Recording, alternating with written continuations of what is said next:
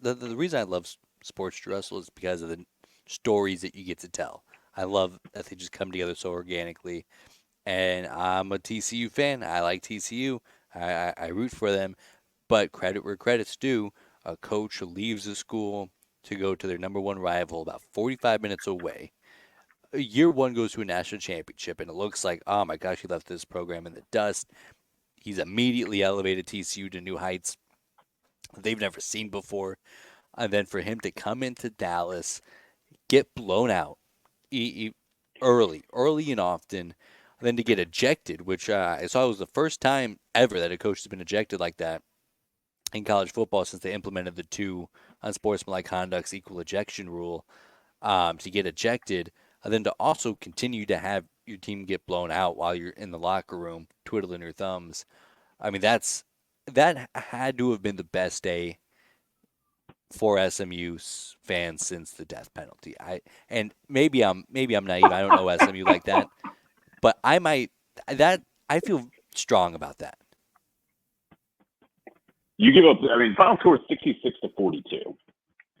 To give up that many points defensively, and yes, the offense did have some turnovers that put them in a couple bad spots. I'm not going to discount that, but 66 is inexcusable in a rivalry game. I may add at that, and it's not that. Look, TCU is not afraid of a shootout. They've had some wild ones in the past under Coach Dykes. They've had some ones free with Gary Patterson. That's a defensive-minded coach, I may add in Coach Patterson. But this is, to put bluntly, an embarrassing loss for TCU. I don't know how else to put it, Brandon. I mean, and you put it in the text to me Saturday. Coach Dykes, I mean, he left SMU. He said, "I'm no more Dallas. I'm going to Fort Worth." And SMU, I think, he's thinking, hey, this is a more stable situation in the Big 12. SMU was kind of on an island a little bit on the AAC.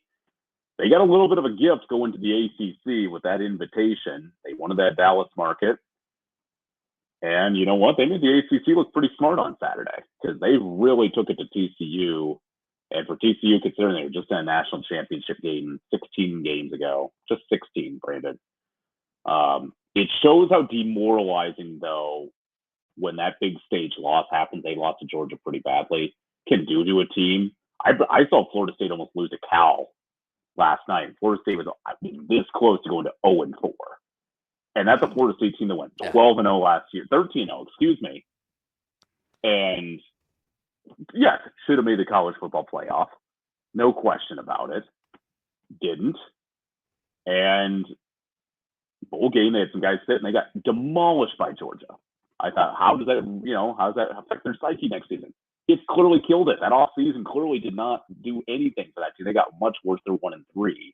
Should be 0-4. And I think it's the same with TCU. I don't know if it's a psyche thing. I don't know if that national championship game did something to the program. I don't want to go that far yet, Brandon, because I really respect Coach Dykes. I really respect that offense. There's a lot of time to clean up. You cannot give up 66 ever, especially to a rival. Yeah, it'll be interesting to see here.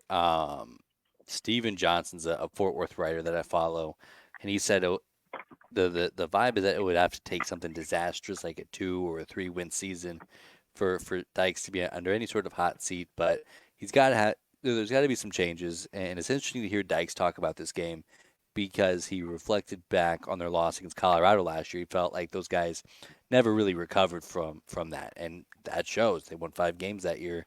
Huge letdown, even in an expected rebuilding year with losing all that national championship talent. Expected them to take a huge step back. Not that huge. Not a what is that? A 7 win differential year over year. And he kind of alluded like I thought that the UCF loss when you blow that big of a game at home that has the same kind of potential. I mean, you really got to wrap that in. Got to figure out your coordinators. Somebody pointed out that once Kendall Briles gotten the plane to Fort Worth, nothing good has happened for TCU since maybe.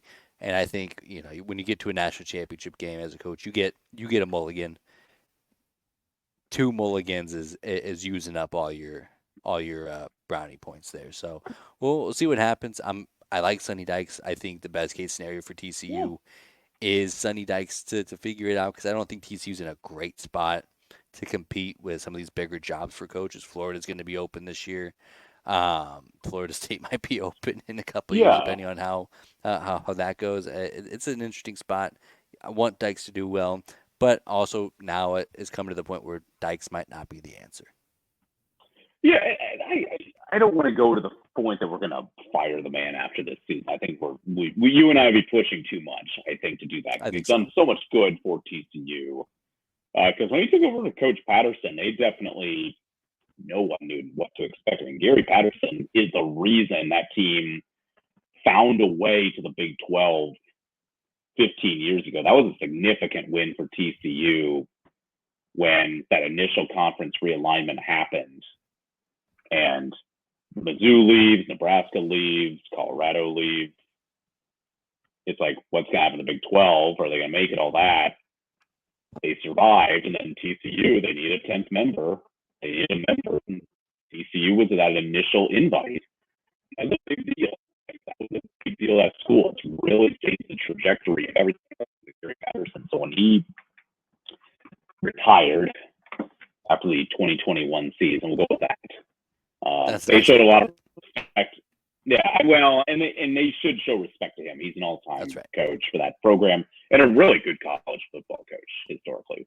But it was time, and Coach Dykes came in with a new mindset of, hey, we're going to go more offense and defense, and boy, he hit the jackpot. I mean, he really did. You get Max Duggan with an all-time season, Council Bluffs legend. Shout out Brandon Shanahan in the Omaha area. That's right. They struck gold. They struck gold, and it didn't, keep going. I thought it would bouncy despite the lost national championship game. I thought, hey, they did, beat Michigan in the national semis. That was a pretty impressive win. Didn't go their way national championship game. It wasn't close. It was a terrible game, but Only team to beat something JJ about that game, I McCarthy. don't know if it, I mean, credit where it's due. They did their job. I mean, they really did. There's some of that loss I think it's killed their psyche, Brandon. Maybe it just hit me this week because I feel like last season we both gave him a healthy mulligan, as you mentioned. I think it was a fair mulligan. It was a very emotional 2022 season, but this is a trend you and I don't like. But there's a lot of football to go.